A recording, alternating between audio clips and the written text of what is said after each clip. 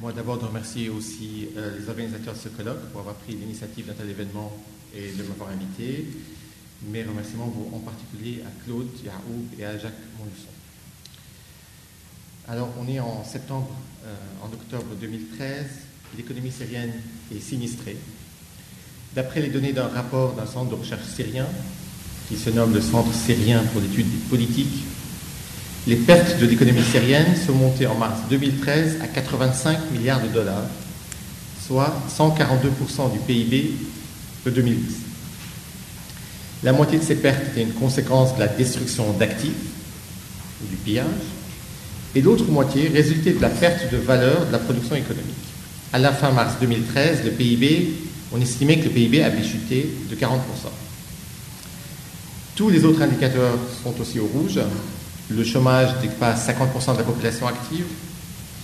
Le pourcentage de la population qui est en dessous du seuil de pauvreté dépasse aussi 50%. L'inflation des produits alimentaires est au-dessus de 100%. Les réserves de change sont au plus bas. Le pays s'est aussi endetté cette année auprès de l'Iran pour plus de 7,6 milliards de dollars, uniquement cette année. Et donc, en fonction des termes de résolution du conflit, ce montant pourra avoir à être repayé, sachant que la dette externe de la Syrie était très limitée avant le début de la révolution. Alors, tous les secteurs économiques syriens, sans exception, ont subi des pertes énormes. Le dernier en date étant le secteur agricole, qui avait bien résisté jusqu'au printemps dernier. La chute de la production agricole, pour vous donner un exemple, la récolte de blé cette année est de seulement 1 million de tonnes, alors qu'elle était régulièrement au-dessus de 3 millions de tonnes avant 2011. Donc cette chute de la production agricole pose une hypothèque importante sur la fourniture de produits alimentaires à la population pour l'hiver et les mois prochains. Les indicateurs de développement humain sont redescendus au niveau auquel ils étaient il y a 35 ans de cela. Ce même rapport estime qu'avec un taux de croissance annuel moyen du PIB de 5%, c'est-à-dire si l'économie croissait pendant 5%, il faudrait à la Syrie près de 30 ans pour retrouver le niveau du PIB qui était le sien en 2010. Donc toutes ces données que je vous donne correspondent à la période de 2 ans qui va du début de la Révolution, en mars 2011, jusqu'en mars 2013. Et donc, il y a encore 6 mois, les 6 derniers mois, durant lesquels ces pertes et ces destructions se sont amplifiées de manière significative. Il faut évidemment lire toutes les données qui nous proviennent de Syrie avec beaucoup de précaution. Elles sont forcément incomplètes, car une grande partie du pays est en dehors du spectre des différentes études et collectes de données. Par ailleurs, quand on dit par exemple qu'il faudrait, comme je l'ai dit tout à l'heure, comme cette étude disait, qu'il faudrait une croissance de 5% pendant 30 ans pour que la Syrie retrouve son niveau de 2010, il ne faut pas oublier que les premières années qui vont suivre le conflit, la croissance va être beaucoup plus importante. Elle va être de 100, de 50, de 70%, parce que de nombreux pans de l'économie qui sont à l'arrêt aujourd'hui vont redémarrer. Bon, j'espère que je ne vous ai pas trop déprimé. Tout n'est pas complètement négatif.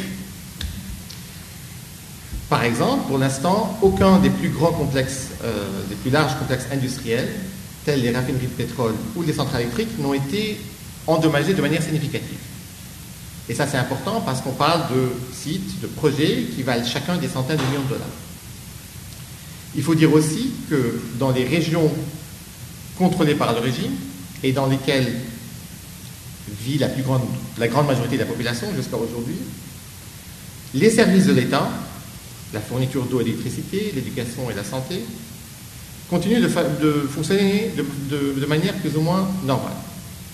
Et la fourniture de produits de base continue aussi à être assurée, les produits pétroliers, le pain, etc. Ceci est d'ailleurs en partie la conséquence du fonctionnement relativement efficace de la machine bureaucratique de l'État syrien. Je sais que bureaucratie syrienne et efficacité ne vont pas souvent de pair, mais il y a une certaine routine, si vous voulez, qui permet aux choses de continuer à avancer.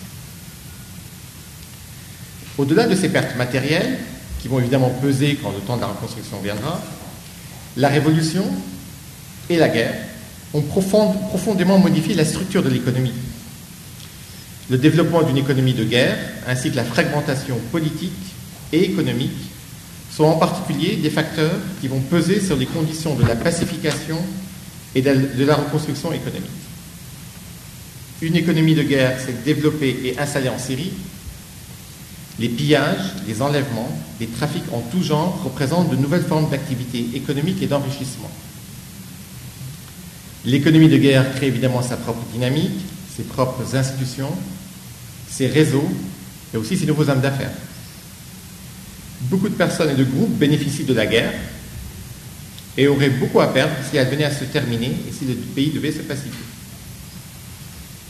Des exemples tels que Sonna, ou le marché des sunnites, qui s'est créé à Homs et où se vendent les biens volés par les troupes et les milices du régime lors de l'attaque des quartiers sunnites, est un exemple de ces nouvelles formes d'activité.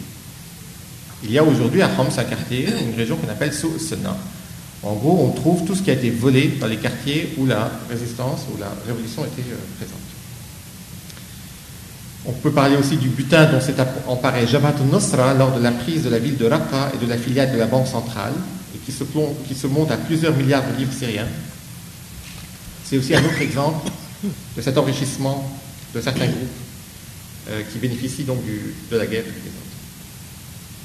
Les chefs de guerre aux quatre coins du pays disposent d'une puissance et d'une richesse nouvelles, dont à la fois le régime et l'opposition doivent tenir compte. Le retrait de l'État, y compris dans les régions formellement sous son contrôle, ont donné une autonomie à ces groupes et individualités dont la puissance s'est donc construite aux dépens de cet État affaibli. Dès 2012, lors des élections parlementaires organisées par le régime, on a vu par exemple le régime récompenser ses miliciens par l'attribution de sièges de députés. Enfin, en les élisant. Vous savez comment ça se passe. La fragmentation politique a elle aussi entraîné de nouvelles dynamiques locales et modifié le rapport des régions au pouvoir central. Nous sommes aujourd'hui probablement en présence d'économies syriennes au pluriel, et non plus seulement d'une seule économie syrienne. Pour donner quelques exemples, les paysans du nord-est syrien, qui sont dans la région libérée, ne se fournissent plus auprès du gouvernement pour les engrais et les autres intrants de leur production. Pour cela, ainsi que pour la commercialisation de leurs produits, ils sont obligés de se tourner vers la Turquie. Les nombreux champs de pétrole du nord-est sont maintenant...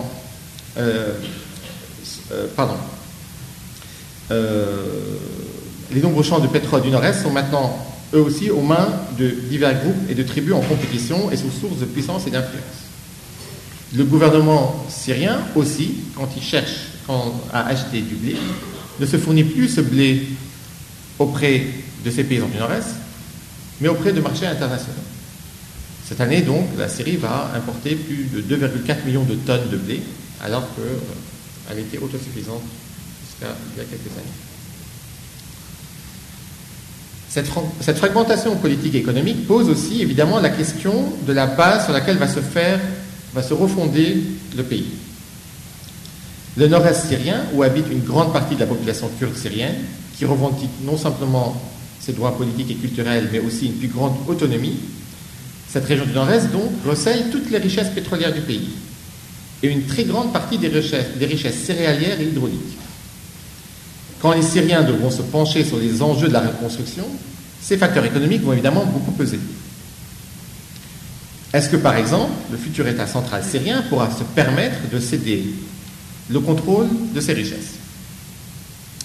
De la même façon, la région côtière syrienne est la seule porte d'accès à la mer de la Syrie et fournit au pays un atout stratégique qui lui permet de se poser en tant que voie d'accès des pays du Golfe et de l'Irak vers la Méditerranée et l'Europe.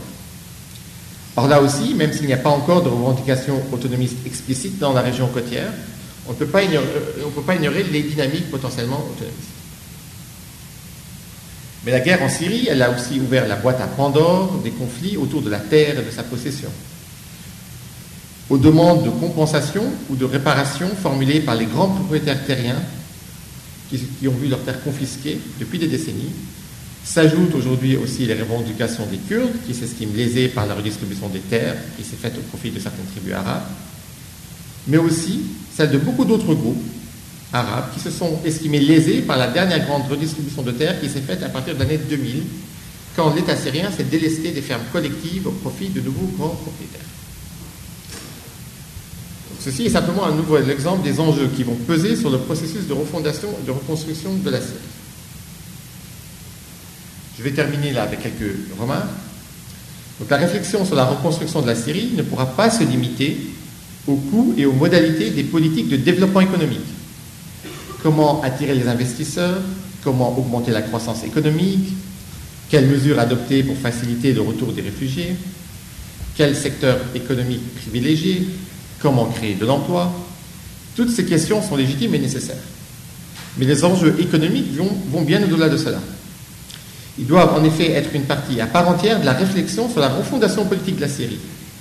Et ne doivent pas être perçus uniquement sous l'angle de politique à mener par la future autorité qui gouvernera le pays. La réinsertion des réfugiés est un exemple. Qui y retournera où? On sait par exemple, de l'expérience du Liban, que les réfugiés ne retourneront pas à leur terre d'origine sans garantie politique, mais aussi sans garantie d'emploi, c'est-à-dire économique. Beaucoup de chrétiens libanais qui ont été chassés de la montagne durant la guerre ne sont pas retournés après la guerre, pas forcément à cause de crainte de nouvelles répressions, mais aussi et surtout à cause du manque d'opportunités économiques. Le partage des ressources, par exemple entre les diverses régions du pays, sera un enjeu majeur du débat. La question de la terre et de son partage en est un autre.